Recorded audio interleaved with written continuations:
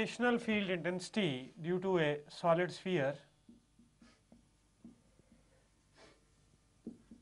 gravitational field intensity due to a solid sphere। देखिए बच्चों, हमने हॉलो स्फीयर के लिए तो डिस्कस कर लिया gravitational field intensity different points पे, यानी कि एक पॉइंट एक्सटर्नल था टू दी स्फीयर, एक पॉइंट इंटरनल था, एक पॉइंट सरफेस पे था, और उसका हमने ग्राफ भी बनाया था between gravitational field intensity and the distance R. So अगर हमारे पास अब सॉलिड स्फीयर हो, let's say we are having a solid sphere. Solid sphere बेटा वो होता है जिसके पूरा मटेरियल से भरा होता है, जो इसका mass let's say solid sphere का m है और इस सॉलिड स्फीयर का रेडियस लेट्स से r है। Then at any point p which is external to the sphere the radius is small r। ठीक है बेटे, अब हमने p पॉइंट एक्सटर्नल लिया है तो इसका मतलब है कि small r is greater than capital R, small r is greater than capital R। तो इस पर्टिकुलर पॉइंट पे अगर आप देखें तो ये, अगर मैं यहाँ पे एक इमेजिनरी स्फीयर बनाऊं तो उसमें ये पूरा का पूरा मास अंदर एनक्लोज्ड है। तो इसका मतलब क्या हुआ बेटा, I at outside point will be equal to G into mass of the sphere. Mass of the sphere मैंने माना स्मॉल m, तो स्मॉल m बाय क्या चीज, by small r square. Now supposing अगर यही पॉइंट बेटा अंदर सरफेस पे आ जाए, सरफेस पे अगर यही पॉइंट P आ गया तो at surface small r is equal to capital R। So I at the surface is equal to G into m by capital R square. Now at a point P that is internal, तो अगर point P internal आ जाता है तो then R is less than capital R। तो point P अगर external आ जाता है तो आपने देखा था हॉलो के केस में इनसाइड पॉइंट पे जो आपकी ग्रेविटेशनल फील्ड इंटेंसिटी थी दैट वाज 0, लेकिन अगर आपका यही पॉइंट कहाँ आ जाता है, इनसाइड आ जाता है, then the gravitational field intensity won't be 0 in this case, because अगर मैं इस पॉइंट P के अलोंग एक स्फेरिकल सरफेस बनाऊं तो उसमें ये वाला मास एनक्लोज्ड है। नाउ अगर ये यूनिफॉर्म डिस्ट्रीब्यूशन है स्फीयर की, then mass per unit volume is constant. Suppose अंदर मास m डैश एनक्लोज हो रहा है, तो अब m डैश स्फीयर के लिए ये कैसा पॉइंट है, this is a point on the surface. तो अब हम क्या करेंगे, इस m डैश को कैलकुलेट कर लेंगे in terms of small m। So अब आप देखिए बेटा, now mass per unit volume is constant, so m dash upon क्या चीज 4/3 pi small r cube will be equal to m over 4/3 pi capital R cube. So इसका मतलब क्या हो गया बेटे, m डैश किसके बराबर हो गया, m dash is equal to m into small r cube by capital R cube. m dash is equal to m into small r cube by capital R cube. ये आया m डैश मास एनक्लोज्ड। तो I at a inside point, I at an inside point will be equal to G into m dash बटा क्या चीज बेटे, बटा small r का square. So this will be equal to what, this will be equal to G into small m। देखो बेटा यहाँ r cube ऊपर आएगा, एक r कैंसिल हो जाएगा, gm by r cube into small r। तो at a point inside the gravitational field intensity is equal to gm by r cube into small r। इसका मतलब क्या हुआ कि देखो बेटा ये चीज तो पूरी की पूरी कांस्टेंट है, यानी कि अंदर gravitational field intensity is directly proportional to r। जैसे जैसे आप r बढ़ाओगे, what is going to happen, the gravitational field intensity will increase, it will become maximum when it is at the surface and it will start decreasing after that। तो अगर हम इसका graph बनाएं between gravitational field intensity, supposing if I want to draw the graph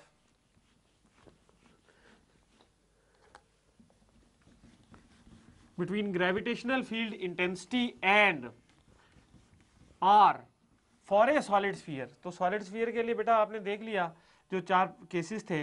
अब अगर हम एक graph बनाना चाहते हैं तो बेटा देखिए इस तरह से, ये है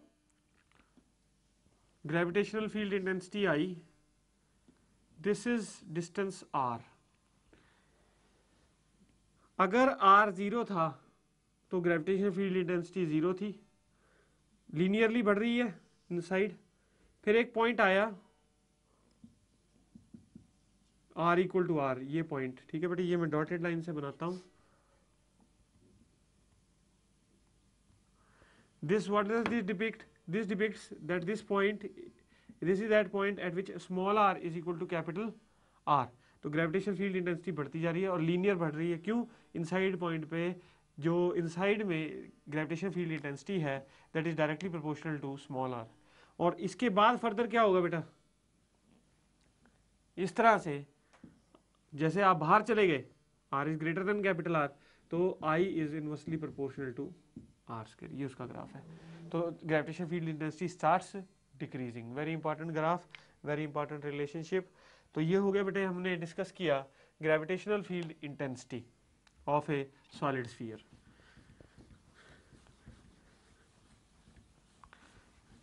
तो this was all about gravitational field intensity, जिसमें हमने की डिस्क्रीट डिस्ट्रीब्यूशन में भी डिस्कस की ग्रेविटेशनल फील्ड इंटेंसिटी, और जिसमें हमने डिस्कस किया कॉन्टिन्यूस डिस्ट्रीब्यूशन भी, और कुछ केसेस कॉन्टिन्यूस डिस्ट्रीब्यूशन के वर्कआउट किए हमने।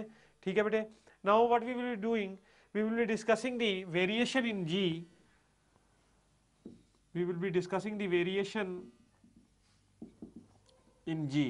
ये मैंने आपको बताया था बेटे कि जी जो है this is equal to G M by R square, ये हमने लास्ट टाइम डिस्कस किया था।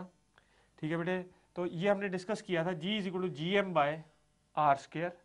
और ये अर्थ के लिए हमने अर्थ के लिए डिफाइन किया था, फिर M, capital M is mass of earth, R is radius of earth, और जी आपको पता है this is what, gravitational constant. अब ये जी वेरी करती है बेटे with depth, as you go inside the earth G varies, as you go above the surface of the earth then also g varies. If you go supposing because of the rotation of the earth g also varies, and because of the shape of the earth g also varies. तो ये कई सारे reasons हैं बेटे g की variation होती है। तो we will be now discussing how g varies in the different situations, किस तरह से g का variation होता है in different situations, we will be discussing that now. तो सबसे पहले I will be considering the variation of g because of altitude, variation in g due to altitude. बेटे ये अर्थ है, ये r रेडियस है अर्थ का, आप चले गए let's say h height above the surface of the earth. तो देखिए g में वेरिएशन देखना चाह रहे हैं हम। अब आपको ये पता है बेटा g is equal to what, G M by R square. Now g at any height be gh, let's say g at any height h will be gh, so gh is equal to gm by r plus h का whole square. इसको इससे divide कर दो बेटे, तो ये क्या आ जाएगा आपके पास, gh upon G is equal to gh upon G is equal to R square over R plus H का होल स्क्वायर। अगर तो h काफी अच्छा खासा डिस्टेंस है, मतलब h is larger in comparison to r, तो बेटा ये वाला रिलेशनशिप आ जाएगा। आप यहां से क्या करोगे, g at any height h will be equal to g times R square whole upon r plus h का होल स्क्वायर। ये तो वो सिचुएशन है। लेकिन अगर suppose that h is smaller, मतलब अभी मैं ये तो मैंने कंसीडर किया बेटा कि g जो h है that is very much larger, मतलब आप अगर मान लो h is larger in comparison to r, या h r के कंपेरेबल है, h is equal to r, अगर आप r ही हाइट जितना अर्थ का रेडियस है उतना ही r ऊपर चले जाते हो, तो फिर g में क्या वेरिएशन होगा, उसके लिए हम ये फॉर्मूला यूज कर सकते हैं। तो अब देखिए मैं इसको यूज करके दिखाऊंगा। सपोजिंग एक आदमी रेडियस ऑफ अर्थ जितना उसके सरफेस से उतनी ही हाइट ऊपर चला जाता है, यानी h is equal to R. अगर h इक्वल टू आर हो जाए तो बेटा g at that height, g at that height will be equal to g into R square over r plus R, 2r का होल स्क्वायर, ये कितना हो गया बेटे 4r का स्क्वायर, तो g बाय 4, यानी कि g 1/4 रह जाता है। इसका मतलब g घट रहा है। अगर आप ऑल्टीट्यूड पे जा रहे हो और काफी हाई ऑल्टीट्यूड पे जा रहे हो, काफी ऊंचा जा रहे हो, तो in that particular case the height at very large height at equal I have taken the height equal to the radius of the earth, तो हमने देखा g की वैल्यू क्या होगी 1/4, जो उसकी वैल्यू ओरिजिनल थी उससे 1/4 होगी। इसका मतलब g में डिक्रीज रिकॉर्ड हुआ। अब जरूरी नहीं है कि आप इतनी लार्ज हाइट पे जाओ, आप हो सकता है कम हाइट पे जाओगे। अगर आप कम हाइट पे जाओगे then we can use this formula also, but we preferably use the binomial in that particular situation. We use binomial theorem in that particular situation. अब मैं binomial theorem से आपको यूज करके दिखाऊंगा। अगर आप binomial theorem इस रिलेशन में यूज करेंगे तो रिजल्ट गलत आएंगे। अब देखिए बेटा, यहां पे मैं इसको सॉल्व करता हूं। अब आप देखिए GH is equal to G upon R plus H by R का होल स्क्वायर। ये R स्क्वायर जो था इसको मैं नीचे ले आया बेटे, और मैंने क्या करा इसको, आई हैव नाउ, मैंने बेटे इसको क्या किया, मैंने इसको नीचे ले आया और बेटे इसको नीचे ले आया और क्या किया, आर ये हो जाएगा बेटे g by 1 plus h by R का होल स्क्वायर। ठीक है, तो यहां से आप देखिए बेटा, we say that h is smaller than r, तो आप इसको क्या लिख सकते हैं, gh is equal to g into 1 plus h by r की पावर -2। अब आप बाइनॉमियल थ्योरम लगा सकते हैं बेटे, अगर 1 plus x की पावर n हो, supposing if you are having 1 plus x की पावर n, तो बाइनॉमियल थ्योरम ये कहता है कि इसकी एक्सपेंशन हो जाती है 1 plus nx plus n into n minus 1 by 2 factorial into x square provided x is less than 1, provided x is less than 1। ठीक है बेटे, ये बाइनॉमियल थ्योरम है। अगर x is less than 1 तो आगे की पावर्स, आगे की जो वैल्यूज हैं, ऐसे और वैल्यूज भी आएंगी, आगे की जो वैल्यूज होंगी वो और छोटी होती चली जाएंगी, तो इसलिए हम क्या करते हैं, आगे की वैल्यूज को निगलेक्ट कर देते हैं, सिर्फ ये वाली वैल्यूज ले लेते हैं। तो h by r, क्योंकि h is very very small than r, तो h by r is less than 1, तो it can be treated as x। तो इसको क्या लिख सकते हो बेटे, g into 1 plus N X, N कितना है -2, तो 1 minus 2h by R. So g at any height is equal to g into 1 minus 2h by R. आप ध्यान से देखें तो g माइनस समथिंग, तो इसका मतलब क्या हुआ कि अगर किसी आप हाइट पे जाते हो which is very much small in comparison to radius of the earth, then also the value of g is decreasing।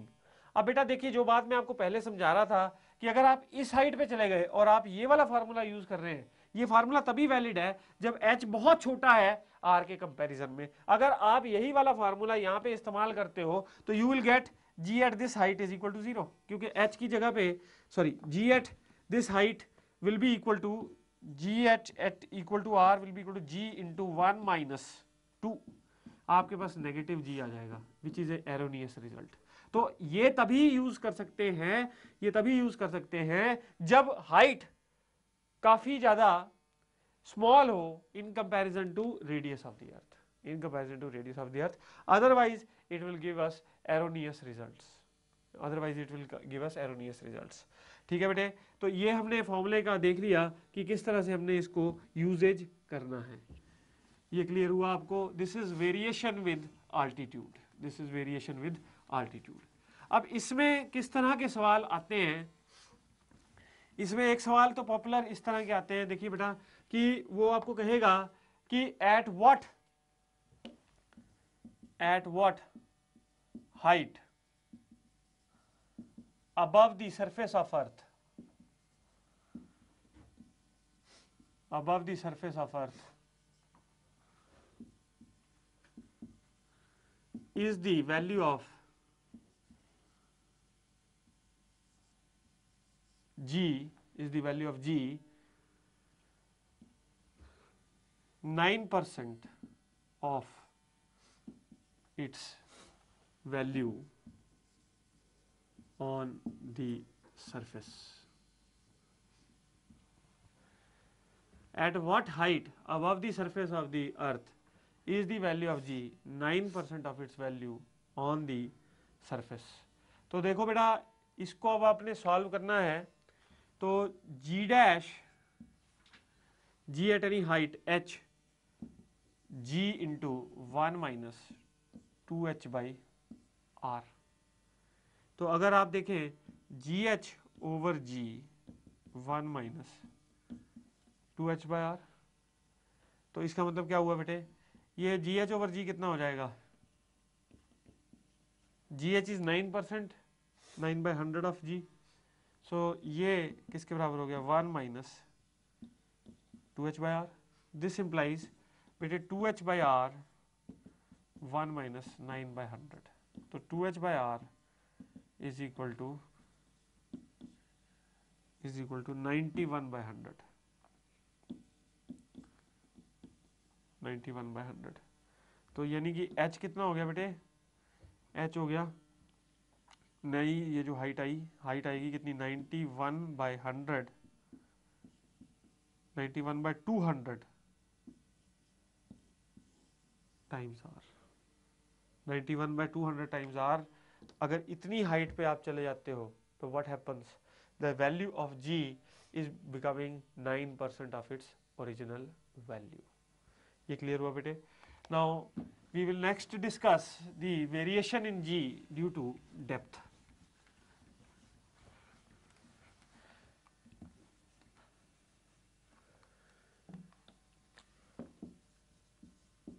अब आप क्या कर रहे हैं, अब आप अर्थ के सरफेस के नीचे जा रहे हैं, मतलब आपने टनल डिग अप की है and you are going inside the earth surface. तो यदि आप अर्थ के सरफेस के इनसाइड जा रहे हैं, यानी डेप्थ पे जा रहे हैं, then what is the value of, how does value of G change, we do want to find that. तो अब देखिए, उसको करने के लिए बेटा, ये हमारी अर्थ है, नाउ ये सरफेस है। अब सपोज कीजिए आप इतना डीप चले गए, डी डेप्थ पे चले गए, तो इस पॉइंट P पर आप देखना चाहते हैं कि क्या G की वैल्यू होगी। We want to find out at what depth does the value of what happens to the value of G when we have gone to a depth D inside the surface of the earth। तो अब देखिए बेटा, आपको ये चीज पता है, अभी अभी हमने सॉलिड स्फीयर के कारण जो gravitational field intensity at a inside point देखी थी। तो इनसाइड पॉइंट पे जो ग्रेविटेशनल फील्ड इंटेंसिटी है, that is same thing as the acceleration due to gravity. तो G at any depth D is equal to G into M by R cube, G into M by R cube into क्या चीज बेटे, R minus D, ये small R है, ये small R है, GM by R cube into small R. तो ये हो गया हमारा फर्स्ट इक्वेशन। अब देखिए बेटा, G एट एनी डेप्थ तो ये आया, G एट सरफेस कितना है, GM by R square. So बेटा G at any depth by G is equal to क्या हो जाएगा, that will be equal to, देखिए बेटा, that will be equal to, divide कर दीजिए तो GD upon G, that will be equal to R minus D upon R। So G at any depth D inside the surface of the earth, that is equal to G into 1 minus D by R. G depth is equal to G into 1 minus D by R. So this is at any depth D inside the surface of earth, the value of G is equal to G into 1 minus D by R. ठीक है बेटे? तो आप देख रहे हैं क्या increase कर रही है G या डिक्रीज कर रही है। जैसे आप अर्थ के अंदर जा रहे हो, अर्थ के सरफेस के अंदर जा रहे हो और you are going inside the earth, what is happening to the value of G, it is decreasing, वो घट रही है। तो आप अगर हाइट पे जाते हो तो भी घटती है G, और डेप्थ में जाते हो तो भी घटती है G। तो अगर मैं आपसे ये पूछूं कि किस डेप्थ पे, अगर आप डी डेप्थ पे जा रहे हो सपोज, तो कितनी हाइट पे जाया जाए कि वेरिएशन क्या हो जाए, सेम। मतलब आप समझे, अगर मैं ये कह रहा हूं कि मैं डी डेप्थ पे जा रहा हूं, तो डी डेप्थ के कॉरस्पॉन्डिंग मैं किस हाइट पे जाऊं कि जी का वेरिएशन, जो जी का वेरिएशन है वो सेम हो जाए। तो what do I mean to say, now what does I mean to say, I mean to say that g d is equal to g h. So इसका मतलब क्या हुआ बेटे, g into one minus d by R is equal to g into one minus two h by R. ठीक है बेटे, तो g से g कैंसिल हो जाएगा, इसका मतलब क्या आया, d is equal to two H. यदि आप d डेप्थ पे जाते हो तो आप कितनी हाइट पे चले जाओ, d बाई टू हाइट पे चले जाओ, then the variation in g will be same. So जो इस डेप्थ पे g की वैल्यू होगी वही इस हाइट पे g का वैल्यू होगा। ठीक है बेटे, नाउ ये हमने variation in g due to depth की। Now next we will be discussing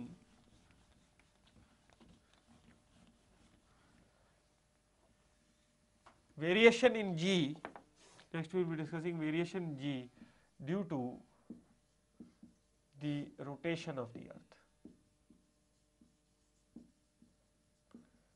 Next we will be discussing the variation in G due to the rotation of the earth. Now देखिए बेटा, ये हमारे पास अर्थ है और it is rotating about its axis. So it is rotating with an angular velocity omega about its axis. So आपको पता है यहाँ पोल्स होते हैं और बेटे ये इक्वेटोरियल एक्सिस होता है अर्थ का, बीच में बीचों बीच ये इक्वेटर होता है, इक्वेटोरियल प्लेन, और इससे जो एक्सिस गुजरता है इसके सेंटर से, that is called equatorial axis. So equatorial axis ये सेंटर है अर्थ का। अब बेटा देखिए, अर्थ जो है वो कंटिन्यूअस रोटेशन में है। अब अगर हम यहाँ पे कोई प्लेस मानते हैं सपोज, तो हर एक प्लेस अर्थ के रिस्पेक्ट में इक्वेटर के इक्वेटोरियल एक्सिस के रिस्पेक्ट में एक पर्टिकुलर एंगल पे है, and that angle is called angle of latitude. तो हर एक अलग अलग जगहें जो हैं they are at different angles, they are at different latitudinal angles. So बेटा देखिए, अब अगर मेरे पास ये प्लेस मैंने ले ली, ये है प्लेस P, तो एंगल ऑफ लैटिट्यूड क्या बनेगा, ये एंगल। कोई प्लेस इक्वेटर पे है तो लैटिट्यूड एंगल क्या हो जाता है, 0, और पोल पे latitude angle lambda becomes equal to 90 degree. So अब आप देखिए बेटा, मैं यहां से परपेंडिकुलर ड्रॉप कर देता हूं P पॉइंट से इस एक्सिस पे, जो पोलर एक्सिस इसको कहते हैं, पोल से जो निकलता हुआ एक्सिस है सेंटर ऑफ द अर्थ से, या रोटेशनल एक्सिस जिसे कहते हैं। और suppose the angular rotation of the earth is rotating with N angular velocity omega. अब आप देखिए बेटा, हम देखना चाहते हैं कि इसके कारण ओमेगा, जो कोई प्लेस अगर जिसका लैटिट्यूड एंगल लैम्डा है, अर्थ की रोटेशन के कारण उसमें जी में क्या फर्क पड़ता है, we want to see that, we want to check up that. तो बेटा देखिए, ये तो आर रेडियस हो गया अर्थ का। अब इसको मैं स्मॉल आर कह देता हूं, ये जो परपेंडिकुलर आपने ड्रॉप किया, ये ओ है, ये पॉइंट को हम लोग let's say we say this point as M. Now अब देखिए what is going to happen, mg force ऐसे लग रही है, क्योंकि सारी बॉडीज जो भी हैं which are on the earth, they are attracted toward the centre of the earth. तो अगर यहाँ पे कोई मास m है कंसिडर किया जाए, तो जो फोर्स है उस पर mg लग रही है टूवर्ड्स द सेंटर। नाउ बेटा, अब आपने ये भी पढ़ा है कि कोई चीज़ यदि सर्कुलर मोशन में होती है, कोई बॉडी यदि सर्कुलर मोशन में है, तो उसके ऊपर it is in requirement of some centripetal force also, तो उसको सेंट्रीपिटल फोर्स भी चाहिए। तो उसकी सेंट्रीपिटल फोर्स की रिक्वायरमेंट जो होती है, that is the centripetal force will B m omega square r, that will be towards the axis of rotation. तो सेंट्रीपिटल फोर्स की रिक्वायरमेंट इसके बराबर है। अब आप देखिए, ये दो फोर्सेस हैं आपके पास, तो ये दो फोर्सेस का रिजल्टेंट फोर्स इस पे एक्ट करेगा। जो मास हमने माना, m मास माना यहाँ पे P पॉइंट पे, जो कि P प्लेस पर है और उसका लैटिट्यूड एंगल लैम्डा है, उस पर there are two forces, one is the force due to force due to the earth's gravitational force of attraction that is acting towards the centre. दूसरा है बेटे उसके ऊपर सेंट्रीपिटल फोर्स, उसकी सेंट्रीपिटल फोर्स की रिक्वायरमेंट है और वो रिक्वायरमेंट है M omega square R, and that is it is rotating along this circular path, इस सर्कुलर पाथ के अलोंग रोटेट कर रही है, तो सेंट्रीपिटल फोर्स क्या होगी M into omega square into small R इसका रेडियस है। तो अब जो हमारी बॉडी पर देखिए ऐसा होता है बेटा, ये जो एम ओमेगा स्क्वायर आर मैं अंदर की तरफ ले रहा हूँ, ये क्यों ले रहा हूँ, क्योंकि बॉडी जो मास एम की बॉडी है it is lying on the earth, it is on A rotating frame of reference, rotating frame of reference पे है और उस पे क्या लग रही है सेंट्रीफ्यूगल फोर्स लग रही है। सेंट्रीफ्यूगल फोर्स कैसे लगेगी बेटा, बाहर की तरफ को, that is equal to M omega square R. वो सेंट्रीफ्यूगल फोर्स कैसे लग रही है M omega square into R, and that centrifugal force is acting in the outward direction. तो अब देखिए कुछ लोग क्या करते हैं, इसको और इसको फोर्स को कंसीडर करके भी नेट फोर्स निकालते हैं, centrifugal force is acting outside, लेकिन सेंट्रीफ्यूगल फोर्स का जो रिएक्शन होगा वो अंदर की तरफ को ही एक्ट कर रहा होगा। ठीक है, बॉडी क्योंकि इस सेंट्रीफ्यूगल फोर्स के कारण बाहर तो फेंकी नहीं जा रही, तो इसका मतलब क्या है नेट फोर्स इज इनवर्ड। तो अब देखिए बेटा, तो आप दोनों ही अप्रोच सही है, दोनों में ही कहीं भी कोई कमी नहीं है। अगर आप ऐसे लेते हैं तो एंगल हो जाता है 180 माइनस लैम्डा, और अगर आप ऐसे लेते हैं तो एंगल हो जाता है लैम्डा। तो बेटा मैं आपको इस सेकंड वाली अप्रोच से ही करूंगा प्रॉब्लम सॉल्व, बिकॉज ये ज़्यादा वैलिड अप्रोच है कि centrifugal force is acting and that is acting in the outward direction, and that is equal to M omega square into R, और एम जी फोर्स ऐसे act कर रही है। तो इसका रिजल्टेंट कौन कौन सी का फोर्स का, एक तो एम जी का, और बेटा एम ओमेगा स्क्वायर आर का रिजल्टेंट, वो नेट फोर्स एक्ट कर रही है मास एम पे। तो हम इसको निकालेंगे इसके रिजल्टेंट को। अब आप देखिए ये जो एंगल है दिस एंगल इज लैम्डा, तो ये वाला एंगल कितना हो जाएगा, एक ही लाइन पे है लीनियर पेयर, तो 180 माइनस लैम्डा। तो अब देखिए सेंट्रीफ्यूगल फोर्स और जो वेट है इसका हम रिजल्टेंट निकाल लेंगे बेटा, इसका हम रिजल्टेंट निकाल लेंगे। तो इसका रिजल्टेंट क्या आ जाएगा, सेंट्रीफ्यूगल और सेंट्रीपिटल फोर्स का F R will be equal to square root of, will be equal to square root of m g का स्क्वायर प्लस क्या चीज बेटे एम ओमेगा स्क्वायर आर का स्क्वायर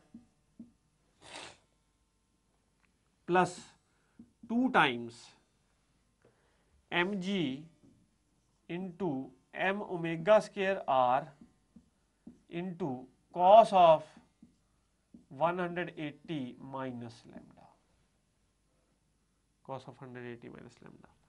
तो F R resultant force will be equal to square root of, अब देखिए cos of 180 minus lambda is minus cos lambda, तो ये हो जाएगा क्या एम जी का whole square plus m omega square R का whole square plus 2 m g, ये माइनस साइन लगा देता हूँ बेटे यहाँ पे, minus m omega square R into क्या चीज इंटू बेटे cos of lambda, into cos of lambda. Now resultant force को कह लेते हैं एम जी डैश, ठीक है जी, that is equal to let's say m g dash. So this will be equal to, अब ऐसा है बेटे ये अगर आप इसका स्क्वायर करते हो, अर्थ की जो एंगुलर वेलोसिटी है रोटेशन की that is very very small, उसका स्क्वायर है फिर उसका भी स्क्वायर है, तो इसका मतलब ये वाली वैल्यू बहुत छोटी हो जाएगी, we can neglect this particular value, इसको हम क्या कर देते हैं निगलेक्ट कर देते हैं। तो हमारे पास बचेगा क्या बेटे एम जी का होल स्क्वायर, एम जी का whole square minus 2 times m square omega square R ji into cos of lambda. So ये हो जाएगा बेटा m g dash is equal to m g बाहर ले लो, एम जी स्क्वायर लिया कॉमन तो एम जी बाहर आ जाएगा into square root of 1 minus 2 times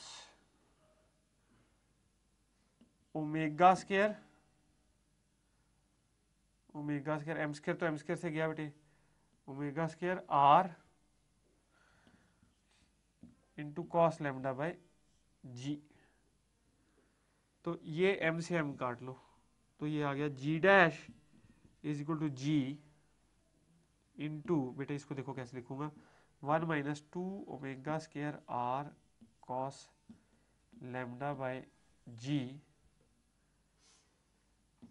की पावर हाफ। सो आप देखिए बेटा, so g dash is equal to g, अब ये है 1 plus negative of this thing की पावर हाफ। ये जो वैल्यू है ना बेटे, दिस इज लेस देन 1, ये वैल्यू कैसी है, लेस देन 1, तो इसमें 1 प्लस एन एक्स लगा दीजिए, 1 प्लस एक्स की power n is equal to 1 plus N x, तो ये आ जाएगा g into 1 minus half into this सारे का सारा, तो ये 1 minus omega square R into cos lambda by g. ठीक है बेटे, तो ये हो जाएगा कितना, ये हो जाएगा जी, अब जी से मल्टीप्लाई कर दीजिए तो g minus omega square R into cos of lambda, g minus omega square R into cos of lambda. अब देखिए इस रिलेशनशिप को मैं कैसे चेंज करूंगा, how I will be changing this relationship.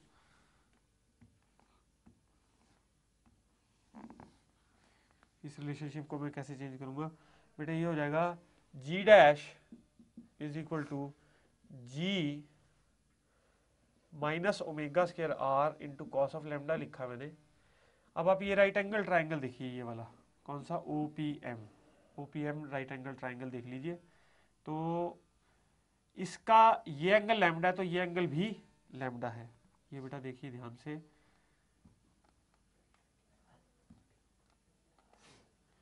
ये ऑल्टरनेट एंगल्स हो गए, ये एंगल लैम्डा, ये एंगल लैम्डा है तो ये एंगल भी लैम्डा हो गया। नाउ बेटे cos of lambda can be written as base upon hypotenuse, hypotenuse किसके बराबर है, रेडियस आर के बराबर है, तो इसका मतलब क्या हो गया बेटे, r is equal to R into cos of lambda, इसको यहां सब्सटीट्यूट कर दीजिए इस वाली इक्वेशन में, सब्सटीट्यूटिंग फ्रॉम 2 in 1, तो g dash is equal to g minus R omega square cos square lambda. So ये रिलेशन हमने निकाला, ये बेटा मैं दोबारा से रिपीट कर दूं एक बात, ये हमने कैसे निकाला है, यहां पे कोई मास सपोज कर लिया, उसका वेट ऐसे एक्ट करेगा, ये प्लेस कितने एंगल पे है, लैटिट्यूड एंगल लैम्डा पर है, और mg वेट उसका ऐसे एक्ट कर रहा है, उस पर सेंट्रीफ्यूगल फोर्स लग रही है आउटसाइड। ठीक है बेटे, ये जो रिएक्शन है ये नहीं लेंगे हम क्या लेंगे, एम ओमेगा स्केयर लेंगे, एम ओमेगा स्केयर आर लेंगे, वो क्या है, सेंट्रीफ्यूगल फोर्स। क्यों, ये बॉडी किस पर है, एक rotating frame of reference, rotating frame of reference में जब भी बॉडी होती है तो उसके ऊपर सेंट्रीफ्यूगल फोर्स लगती है, और वो सेंट्रीफ्यूगल फोर्स कैसे लग रही है, बाहर। तो अब देखिए ये लाइन यहां पे लैम्डा एंगल था, तो इनके बीच में फोर्सेस के बीच में कितना हो गया, 180 माइनस लैम्डा, इनका नेट रिजल्टेंट फोर्स क्या एक्ट करेगी वो हम निकाल लेंगे using what, parallelogram law of vectors. तो वो हमने निकाल लिया, उसके हिसाब से हमने देखा कि जो नेट एक्सेलरेशन है वो ये बनती है बेटे, g dash is equal g minus R omega square into cos square lambda. अब आप देखिए बेटा,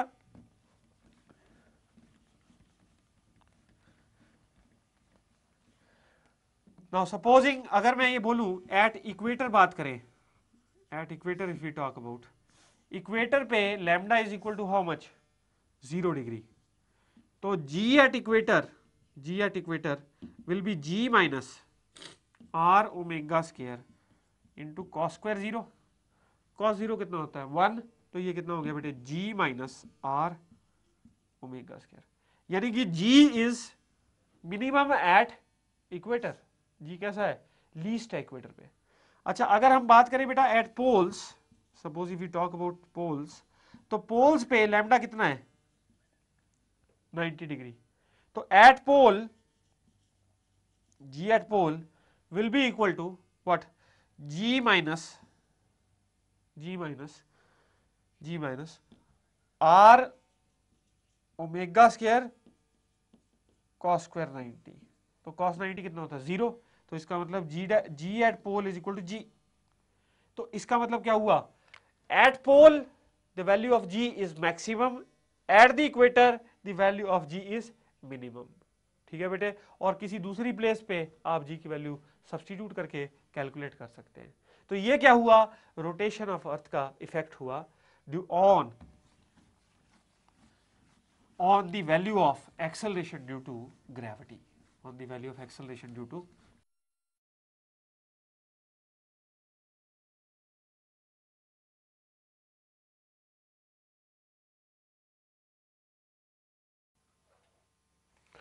now देखिए बेटा, we had discussed the variation in G because of rotation of earth,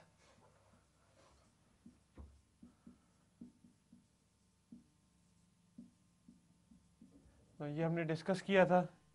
सो बेटा देखिए, एक होता है variation in G because of the shape of the earth, एक होता है वेरिएशन इन जी। तो इसमें हमने रोटेशन के कारण जो वेरिएशन था, g dash was g minus R omega square cos square lambda, where lambda is latitude angle.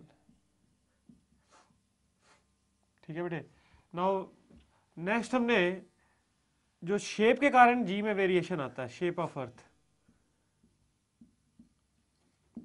तो शेप ऑफ अर्थ के कारण भी जी में वेरिएशन आया करता है। बेटा देखिए, अर्थ जो है वो कुछ बिल्कुल स्फेरिकल नहीं है, थोड़ी सी चपटी हुई है, मतलब पोल्स पे चपटी हुई है और इक्वेटर पे फैली हुई है। तो बेटा इस तरह की शेप है एक्चुअल में अर्थ की। तो यहाँ पे क्या हो जाता है, इक्वेटर पे इसका मतलब कोई अगर बॉडी है तो it is far from the centre, and poles पे it is nearer to the centre. तो इसका मतलब क्या होगा, the acceleration due to gravity, क्योंकि यहाँ पे आर कम हो गया विद रिस्पेक्ट टू पोल्स और आर ज्यादा हो गया when you consider at a point on the equator, तो इसलिए इक्वेटर पे जो जी है वो क्या हो जाएगा, कम हो जाएगा, और पोल्स पे जी ज्यादा हो जाएगा। ये शेप का वेरिएशन है, because of shape of the अर्थ जो जी में वेरिएशन आता है। तो हमने डिफरेंट टाइप्स ऑफ वेरिएशन पढ़ लिए बेटा, जो एक्सेलरेशन ड्यू टू ग्रेविटी में आते हैं, किस तरह से आते हैं और किस वजह से आते हैं। Now we will discuss something called as potential energy of the earth. अब हम डिस्कस करेंगे ग्रेविटेशनल पोटेंशियल एनर्जी के बारे में। Now we will be discussing gravitational potential energy. Gravitational potential energy, देखिए बेटा ऐसा है, ग्रेविटेशनल पोटेंशियल एनर्जी कोई भी चीज जो कि अर्थ की फील्ड में है, वो अपनी पोजीशन की वजह से it is possessing certain amount of energy. आपको पता है जो भी फोर्स लगती है, जो भी ग्रेविटेशनल फोर्स लगती है, that is from the centre of the अर्थ, मतलब वो सेंटर से डिस्टेंस नापते हैं आप। तो कोई बॉडी अगर सरफेस पे है तो भी उस पर फोर्स हमने देखा था, न्यूटन्स फोर्स ऑफ ग्रेविटेशन जो थी, that was G M m by R square, that was G M m by capital R का square, where capital R is the radius of the earth. So अब देखिए बेटा, अब हम बात कर रहे हैं ग्रेविटेशनल पोटेंशियल एनर्जी की, we are talking about gravitational potential energy. तो आप देखिए, अगर हमारे पास suppose that this is the earth, तो फील्ड, अब ग्रेविटेशनल फील्ड एक लिमिटेड रीजन तक है, जहां पे ग्रेविटेशनल फील्ड अर्थ की खत्म हो जाती है, उस स्टेज को हम इन्फिनिटी कहते हैं, उस पॉइंट को हम इन्फिनिटी कहते हैं। हर एक मास के लिए इन्फिनिटी अलग अलग से डिफाइंड है, मतलब इन्फिनिटी ऐसा कोई पॉइंट नहीं है कि you are going to infinite distance. Infinity का मतलब यहां पे समझना होगा जहां पे ग्रेविटेशनल फील्ड उस ऑब्जेक्ट की खत्म हो जाती है। तो बेटा अर्थ की ग्रेविटेशनल फील्ड काफी किलोमीटर्स तक एक्सटेंड करती है, लेकिन अगर मैं एक छोटा मास लूं, कोई भी छोटा मास लूं, कोई बॉडी ले लूं जिसका मास 2 किलो है, 10 किलो है, तो उसकी ग्रेविटेशनल फील्ड बहुत जल्दी खत्म हो जाएगी, यानी कि उसका रीजन ऑफ इन्फ्लुएंस बहुत कम होगा, तो उसके लिए इन्फिनिटी का हो जाएगा, काफी नजदीक हो जाएगा। लेकिन अर्थ के रिस्पेक्ट में अर्थ की ग्रेविटेशनल फील्ड बहुत दूर जाके खत्म होती है, और जहां फील्ड खत्म हो जाती है उस पॉइंट को हम लोग क्या कहते हैं बेटा, इन्फिनिटी। वहां पे मतलब अर्थ उस चीज को अट्रैक्ट नहीं करेगी अपनी तरफ। तो अगर आप, जब हम ग्रेविटेशनल पोटेंशियल एनर्जी की बात करते हैं तो ये पोजीशन बेस्ड एनर्जी है।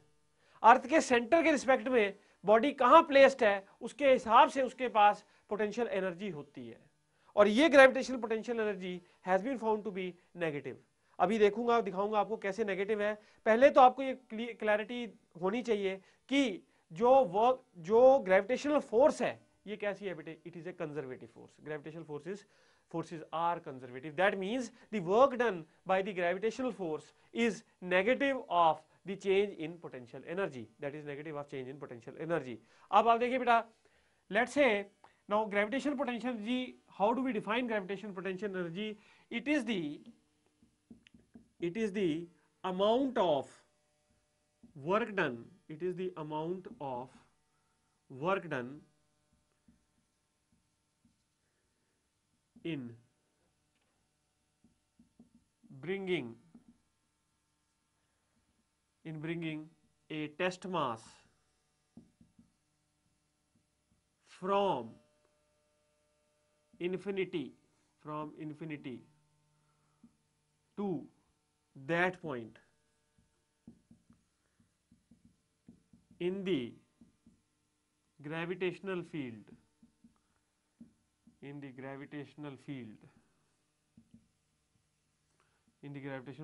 of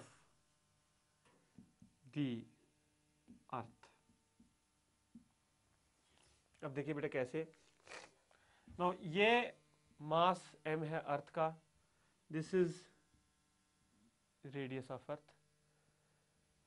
आप यहां से कोई पॉइंट मास m, ये कहां से बेटा, ये इन्फिनिटी पे है, इन्फिनिटी मतलब अर्थ की ग्रेविटेशन फील्ड के बाहर, इसको आप ला रहे हैं किसी to that point means at some distance, let's say small r, यानी ये हाइट h है तो small r is equal to बड़ा R प्लस h। अगर इसको h ले लेते हो तो small r is equal to R plus h।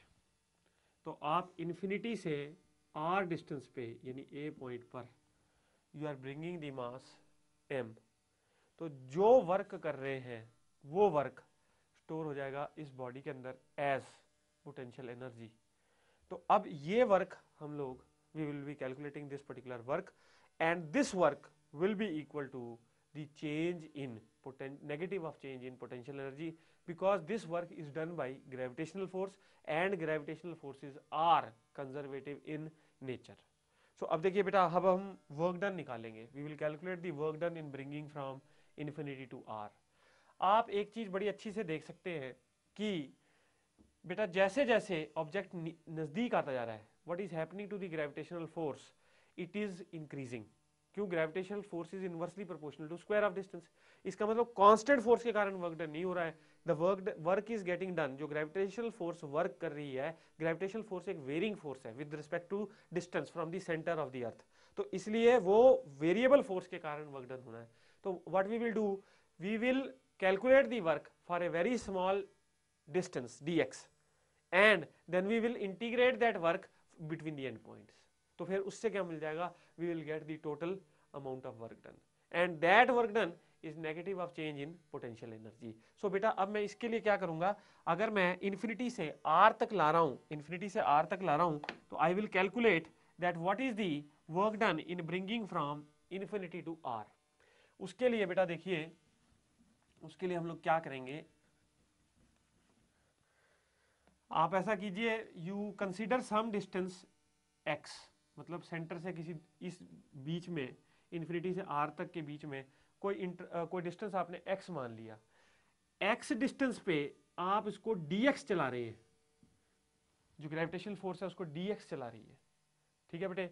So the small amount of work done in moving from a position x to a position dx, हम मानते हैं कि dx के लिए जो है फोर्स कांस्टेंट रहती है, so that will be equal to f into dx,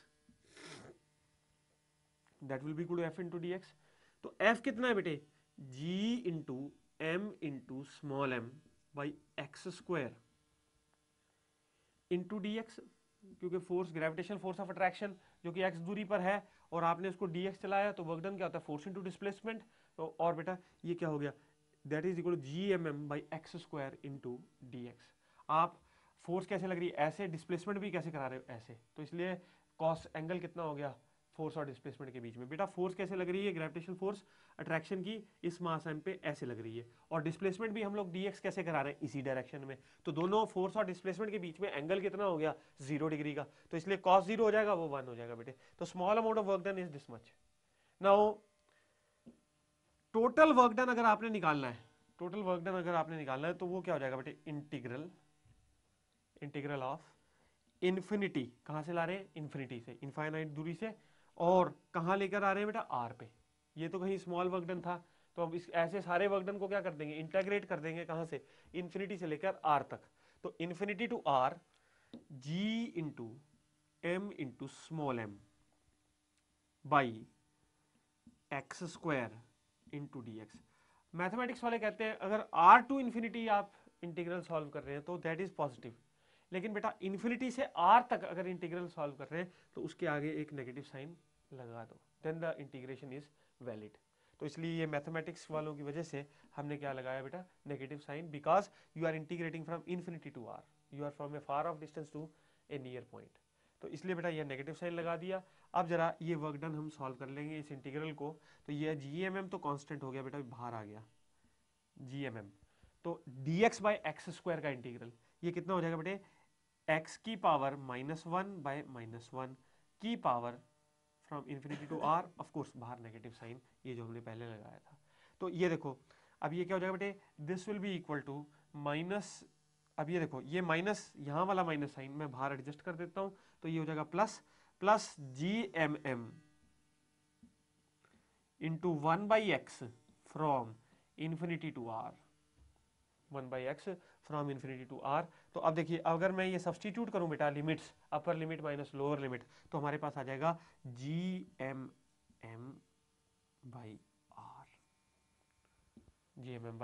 क्योंकि 1/इन्फिनिटी 0 हो जाएगा, 1/r माइनस 1/इन्फिनिटी, तो आपके पास work done by the gravitational force is equal to GMM/r। ये आना भी पॉजिटिव चाहिए था क्योंकि फोर्स और डिस्प्लेसमेंट एक ही डायरेक्शन में है। तो ये क्लियर हुआ बेटे आपको, this is the work done in bringing from infinity to r by the gravitational force of attraction. अब आपको पता है वर्क डन बाय, हमने एक वर्क और पोटेंशियल एनर्जी थ्योरम किया था कि अगर कंजर्वेटिव फोर्स के कारण वर्क डन हो then the work done is negative of change in potential energy. So negative of change in potential energy, तो आप देखिए, तो that means to say that the change in potential energy delta U is negative of work done W. So this will be equal to what, minus GMM over R. So work done is equal to change in potential energy delta U. So बेटा delta U, अब देखिए इसका मतलब क्या हुआ, अब यहां से बेटा मैं आपको एक जनरलाइज एक्सप्रेशन टर्म दे दूंगा, जनरलाइज एक्सप्रेशन जनरलाइज टर्म दे दूंगा, तो आपको समझने में आसानी रहेगी। नाउ डेल्टा U क्या हो जाएगा बेटे, that is equal to change in potential energy. So change in potential energy आया हमारे पास माइनस GMM/r, ये जनरल एक्सप्रेशन आ गया बेटा। इन्फिनिटी जो पोजीशन है ना उस पे पोटेंशियल एनर्जी जो होती है, उस पे जो पोटेंशियल एनर्जी होती है U at infinity that is equal to 0, यानी ये रेफरेंस बन गया हमारा, this becomes the reference. Potential energy at infinite position is equal to 0, क्योंकि r को आप इन्फिनिटी पुट अप करोगे तो U इन्फिनिटी क्या हो जाएगा 0 हो जाएगा। और बेटा एनी पोजीशन U पे, मतलब potential energy at any position, मतलब अगर आप r दूरी पर है तो इस पोजीशन पे पोटेंशियल एनर्जी कितनी हो जाएगी, that will be equal to minus GMM/r। So this is the potential energy at any position. तो आपका डेटम यानी कि रेफरेंस क्या हो गया कि इन्फिनिटी पे, अगर आप इन्फिनिटी पे हैं तो पोटेंशियल एनर्जी क्या है 0 है अर्थ की फील्ड में, और यदि आप कहीं किसी पॉइंट पर हैं, कहीं किसी पॉइंट पर हैं तो आपकी पोटेंशियल एनर्जी क्या होगी माइनस GMM/r। ठीक है बेटे। अगर सपोज कीजिए आप यहां ए पोजीशन पे थे, पहले भी फील्ड में थे और तब कितनी दूरी पर थे, r1 दूरी पे थे, आप बी दूरी पर आए, आप बी पर आए which is eight position r2, तो आप सपोज ए से बी तक वर्क डन कैलकुलेट करना चाहते हैं, तो वर्क डन क्या होगा, change in potential energy, work done will be equal to change in potential energy. तो change in potential, work done in bringing a mass from A to B, A is at a position R1 or B is at a position R2. So work done in bringing from A to B will be equal to UB minus UA. So UB कितना हो जाएगा बेटे, minus G into M by R2 minus GMM by R1। तो ये कितना हो जाएगा बेटे, दिस विल बी GMM, ठीक है, GMM into 1 by R1 minus 1 by R2।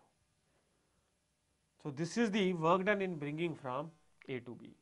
तो ये हो गया बेटा change in potential energy, work done is equal to change in potential energy. और किसी भी पोजीशन पे अर्थ में अगर ग्रेविटेशन फील्ड में पड़ा है, अगर आपको सेंटर से डिस्टेंस पता है, तो आपको पता होना चाहिए कि gravitation potential energy minus GMM by R, यानी कि अर्थ की फील्ड में कहीं भी जो पोटेंशियल एनर्जी पोजेस करेगा कोई भी मास, दैट विल बी नेगेटिव। और इन्फिनिटी पे जो ग्रेविटेशन पोटेंशियल एनर्जी है that is always zero, that is always zero. ठीक है बेटे, ये क्लैरिटी हुई आपको। नाउ ये हमने ग्रेविटेशन पोटेंशियल एनर्जी की, तो ये अर्थ के रिस्पेक्ट में बात करी। अगर हमारे पास कोई भी पॉइंट मास भी हो, अगर सपोज हमारे पास पॉइंट मास भी हो बेटे, let's say we are having this point mass, this is a point mass, ठीक है, इसका मास m मान लो, और इसकी फील्ड में इससे r दूरी पर क्या पड़ा बेटे, मास m0 पड़ा है। तो m0 के पास क्या पोटेंशियल एनर्जी होगी due to this mass m, so that will be equal to minus GM_m0 by r, minus GM_m0 by r। अब इसमें हमारे पास एग्जामिनेशन में किस तरह की प्रॉब्लम्स आती हैं, मैं एक सैंपल आपको एक दो प्रॉब्लम दिखाऊंगा कि किस तरह की प्रॉब्लम्स हमारे को ग्रेविटेशन पोटेंशियल एनर्जी पे बेस्ड आती हैं। तो उसके लिए बेटा देखिए कैसा होता है, we will be given a situation that 4 point masses, let's say 4 point masses M1, M2, M3, M4, 4 point masses है बेटे हमारे पास, ठीक है, M1, M2, M3, M4, और ये इस तरह से प्लेस्ड हैं कि इनको जोड़ने पर वी गेट ए स्क्वायर, इस तरह से प्लेस्ड है कि इनको जोड़ने पर वी गेट ए स्क्वायर, और स्क्वायर की साइड की लेंथ जो है दैट इज ए, जो स्क्वायर की एक साइड है उसकी लेंथ ए है। तो आपको सपोज कीजिए इस पर्टिकुलर सिचुएशन में you want to find out what is the gravitational potential energy of this particular system, इस सिस्टम की ग्रेविटेशनल पोटेंशियल एनर्जी क्या कितनी होगी। तो उसके लिए आपको क्या करना पड़ेगा, पेयर्स बनाने पड़ेंगे। अब वो पेयर्स बनाने का तरीका मैं बता देता हूँ, वो सिंपल मैथमेटिक्स में है बेटे, आपने परम्यूटेशन कॉम्बिनेशन पढ़ा है, आपके पास कुल मिला के 4 मासेस है। तो अगर आप इसके देखो कितने कॉम्बिनेशंस बनते हैं when taken 2 at a time, तो वो कितने बन जाते हैं, 4 मासेस है बेटे, और आप you are selecting 2 at a time, so 4C 2 combination, so that will be equal to what, 4 into 3 बटा 2 इंटू 1। इसका मतलब कितने बन गए बेटे, 6 डिफरेंट कॉम्बिनेशन। अब वो 6 कॉम्बिनेशन पे मैं आपको दिखा भी देता हूँ, वो 6 कौन से कॉम्बिनेशन बनेंगे। M1 और M2 एक कॉम्बिनेशन, M2 M1 के कारण या M1 M2 के कारण भी पोटेंशियल एनर्जी पोजेस करेगा, एक कॉम्बिनेशन ही हो गया। दूसरा बेटे M2 M3, तीसरा M3 M4, चौथा M1 M4, पांचवा M1 M3, छठा M2 M4। So the total potential energy of the system U total will be equal to U12 plus U23 plus U34 plus U41 plus U13 plus U24। ठीक है बेटे, ये total potential energy होगी। So this will be equal to minus GM1 M2 बटा A minus GM2 M3 बटा A plus minus U34 बेटे minus GM3 M4 बटा A। अच्छा फिर U41 माइनस GM4 M1 बटा A माइनस, अब देखो, अब बेटे ये वाला डिस्टेंस चाहिए हमें, ये ए है, ये ए है, ये राइट एंगल ट्राइंगल हो गया। तो ये क्या हो गया, hypotenuse square is equal to perpendicular square plus base square, यानी a square plus a square under the root, यानी ए रूट 2। ये लेंथ होगी डायगोनल की। तो ये क्या हो जाएगा, माइनस, यहाँ लिख देता हूँ बेटा, यहाँ पे माइनस जी m1 m3 बटा A under root 2 minus ji m2 m4 बटा ए रूट 2। तो ये क्या हो गया, ये टोटल पोटेंशियल एनर्जी होगी किसकी, सिस्टम की। ये क्या होगी, टोटल पोटेंशियल एनर्जी होगी इस पर्टिकुलर गिवन सिस्टम की। ये समझ में आया बेटे आपको। देखिए नाउ, एक तो ये वैरायटी है प्रॉब्लम की, ठीक है। इसमें हमने क्या करा, 4 मासेस प्लेस कर रखे हैं ऐसे कि they lie at the corners of the square, और उसकी आपने टोटल पोटेंशियल एनर्जी सिस्टम की निकालनी थी। तो आपने पहले देखा कि कितने पेयर्स बन रहे हैं, तो पेयर्स के हिसाब से फिर वो सारी पोटेंशियल एनर्जी आपने टोटल कैलकुलेट कर दी। अब बेटा हमारे पास फर्ज कीजिए यही 3 मास होते, लेकिन दे आर प्लेस्ड, 3 मास होते बेटे, और they are placed at the corners of a equilateral triangle. तो एक इक्विलैटरल ट्राइंगल बना देते बेटे, you make this equilateral triangle.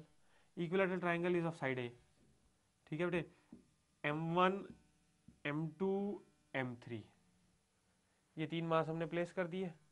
अब इस सिस्टम की ये पॉइंट मासेस हैं, और इनको जोड़ने पे ऐसा हो रहा है कि they are forming a equilateral triangle, they lie on the equilateral triangle, और हमने इस सिस्टम की टोटल ग्रेविटेशन पोटेंशियल एनर्जी निकालनी है। तो अब टोटल ग्रेविटेशन पोटेंशियल एनर्जी अगर आप निकालना चाहते हैं, सबसे पहले देखो कितने पेयर्स बनते हैं बेटा इसमें। पेयर्स कैसे देखोगे, 3 मासेस हैं और you have to select 2 at a time, तो 3c2, ठीक है बेटा 3c2। तो ये किसके बराबर हो जाएगा, 3 इंटू 2 बटा 2 इंटू 1, 3 के बराबर हो गया ये। तो इसका मतलब तीन पेयर बनेंगे। 3 पेयर कौन कौन से बेटे, m1 m2 इनकी ग्रेविटेशन पोटेंशियल जी, प्लस m2 m3 की ग्रेविटेशन पोटेंशियल जी, प्लस 3 और 1 की gravitation potential G. So u total potential G will be equal to u12 plus u23 plus u31। So this will be u is equal to minus G m1 m2 बटा a minus ji m2 m3 बटा a minus ji m3 m1 बटा a। ये आ गई total gravitation potential energy of the system, ठीक है बेटे। Now ये हुई ग्रेविटेशन पोटेंशियल एनर्जी की एक problem, one type of problem, one sort of a problem. क्योंकि एनर्जी एक स्केलर क्वांटिटी होती है, इसलिए डायरेक्ट ऐड हो जाती है। Energy is scalar quantity, that is why it gets directly added up. अब देखिए कुछ कई बार इसी प्रॉब्लम्स को कैसे वो पुट अप करते हैं, वो कहते हैं जी हमारे पास 4 मास का सिस्टम है and we are placing them at the corners of a square of side a. मतलब 4 मास का सिस्टम है, 1 by 1 we are placing them from infinity at the corners of a square. तो अब देखिए उसके लिए बेटा क्या होता है, अब हमारे पास let's say we are having m1 m2 m3 m4, ये 4 मासेस हैं। इनको हम क्या कर रहे हैं बेटा, कॉर्नर्स ऑफ ए स्क्वायर, मतलब हमारे पास ये गिवन स्क्वायर है एक, इसकी साइड ए है, और इस पे हम ये मास 1 बाय 1 ला के रख रहे हैं।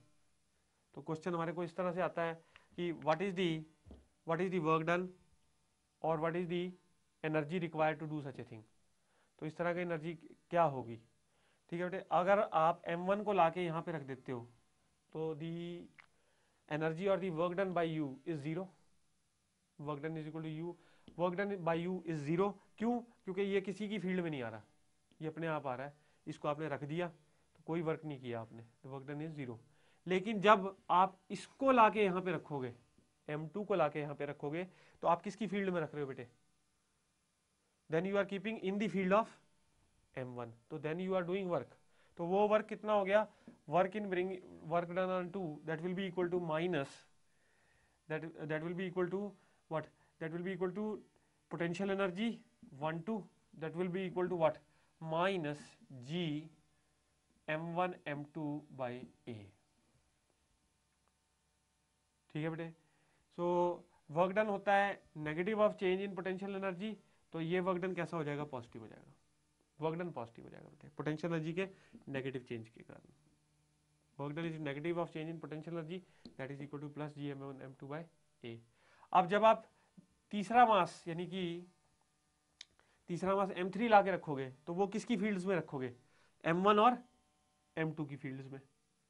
तो उस केस में work done in bringing the mass 3 that will be equal to minus of u13 plus u23, so that will be equal to what, g m1 m3 a under root 2। क्यों m3 यहाँ पे आएगा ना बेटे, यहाँ पे ला रहे हो तो ये डिस्टेंस कितना है इससे, a अंडर रूट 2 डायगोनल हो गया ना, तो जी m1 m3 by a root 2 और प्लस क्या चीज़ बेटे, प्लस ये नेगेटिव साइन है ना इसलिए पॉजिटिव होते जा रहे हैं।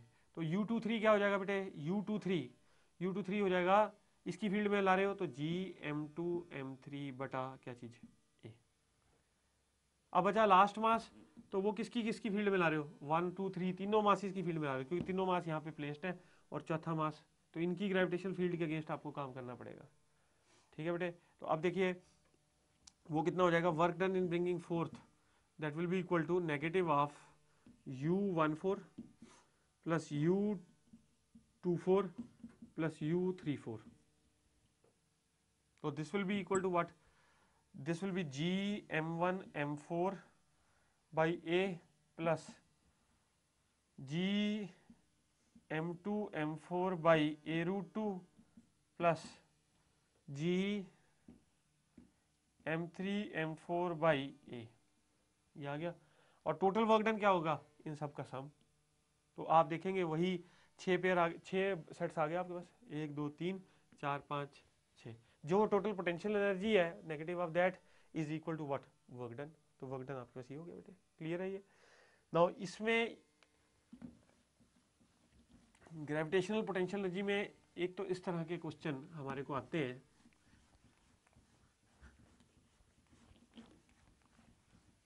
ये ग्रेविटेशनल पोटेंशियल एनर्जी मैंने डिस्कस किया और इस तरह के इसमें हमारे पास क्वेश्चन आते हैं। ठीक है बेटे, हमने ग्रेविटेशनल फील्ड डिस्कस किया है, ग्रेविटेशनल पोटेंशियल एनर्जी डिस्कस किया है। Now there is something called as gravitational potential, gravitational potential.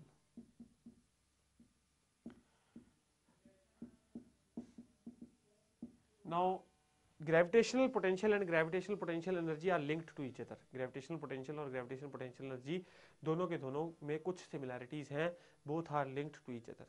Now when we talk about gravitational potential, तो potential, gravitational potential is the amount of work done in bringing a unit mass, in bringing a unit mass from infinity to that point in the gravitational field of the earth। तो बेटा देखिए कहां से ला रहे हैं आप, infinity to that point, और किसको ला रहे हैं, यूनिट मास को। वहां पे अभी हमने जो वर्क डन निकाला था वो किसके लिए निकाला था, किसी मास को आप ला रहे थे।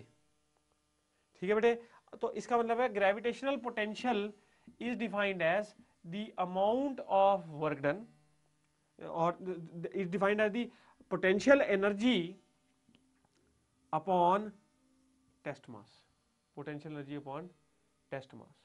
तो अगर आप अर्थ का ग्रेविटेशनल पोटेंशियल देखना चाह रहे हैं, supposing if you want to find out the gravitational potential of the earth at a distance r, at a distance r from the centre, तो अगर आप ये निकालना चाहते हैं, सो बेटा इसके लिए कहां से ला रहे हैं आप, इन्फिनिटी से इस पर्टिकुलर पॉइंट P पर।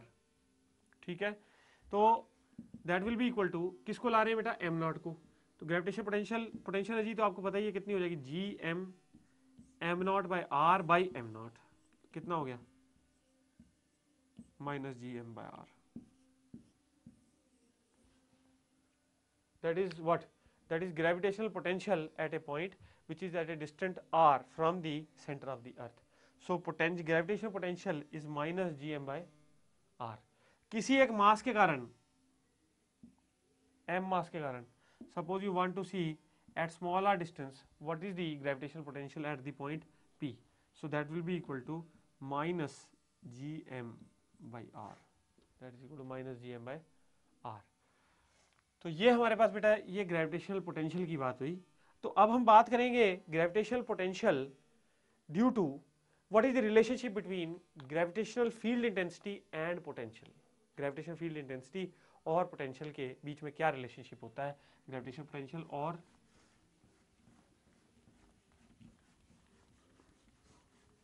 Gravitational potential and gravitational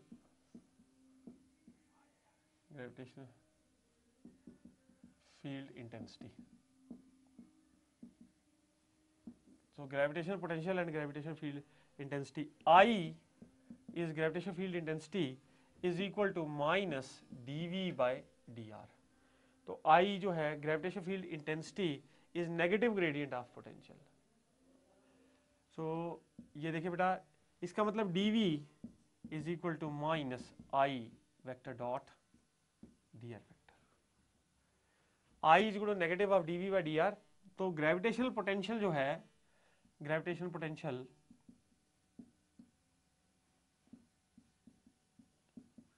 is scalar और gravitational field और dr vector, these are vector quantities. So negative of dot product of gravitational field and dr vector is what? Is equal to change in gravitational potential. या I is negative gradient of potential, I is minus dv by dr. तो अगर बेटा अब हम देखना चाहें कि what is the potential due to a hollow sphere, potential at different points, gravitational potential at different points of a hollow sphere,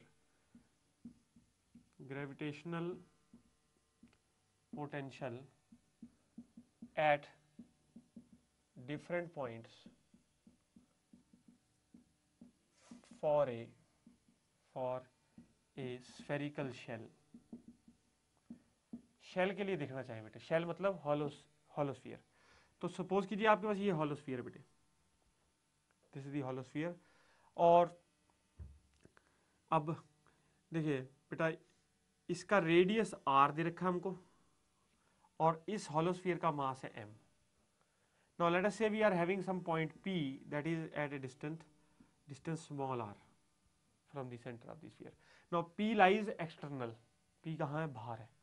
तो v at a outside point when small r is greater than capital R, that is equal to minus g into m, g into mass of the sphere. अब ये small m मान लेते हैं क्योंकि बेटा generally capital m हम मानते हैं मास ऑफ द अर्थ. तो minus g into small m by r. अब आपको ये पता है v एट सरफेस कितना हो जाएगा बेटे, सरफेस का मतलब क्या हो गया, r is equal to r, यानी पॉइंट p कहाँ आ गया, सरफेस पे आ गया. तब ग्रेविटेशन पोटेंशियल कितना हो जाता है बेटे, minus G M by small r की जगह capital R.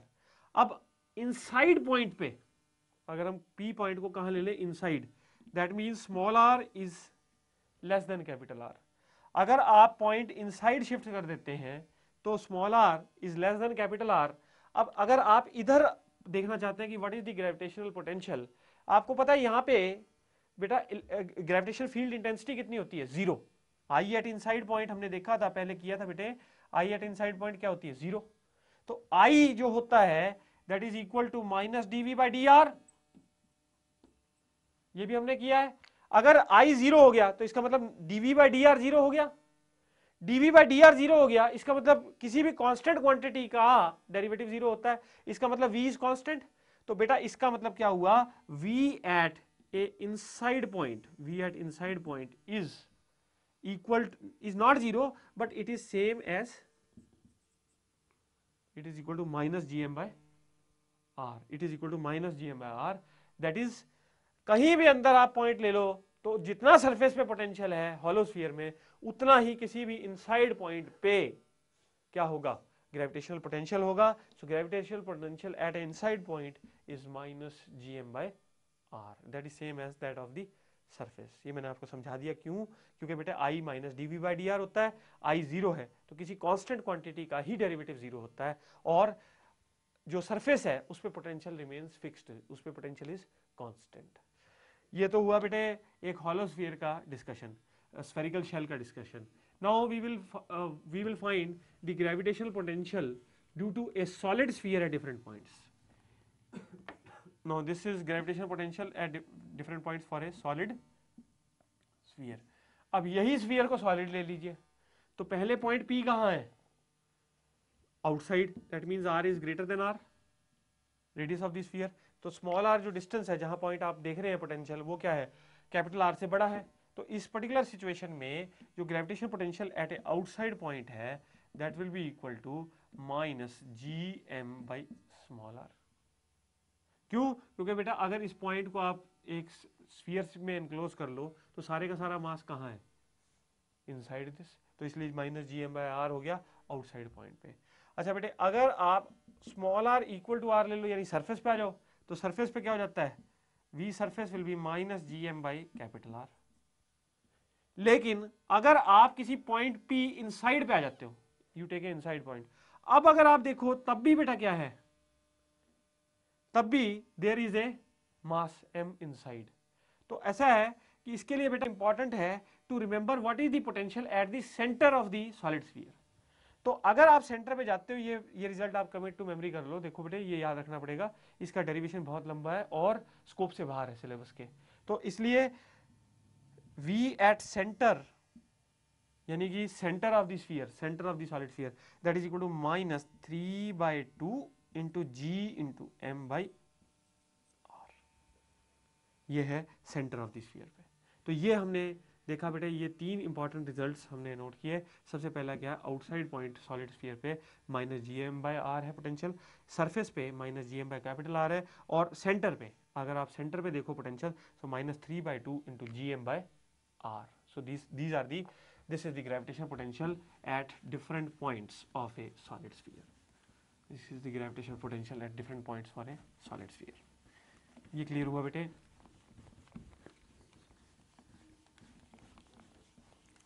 Now we have discussed gravitational potential for a hollow sphere, for a solid sphere. We have discussed gravitational potential in detail.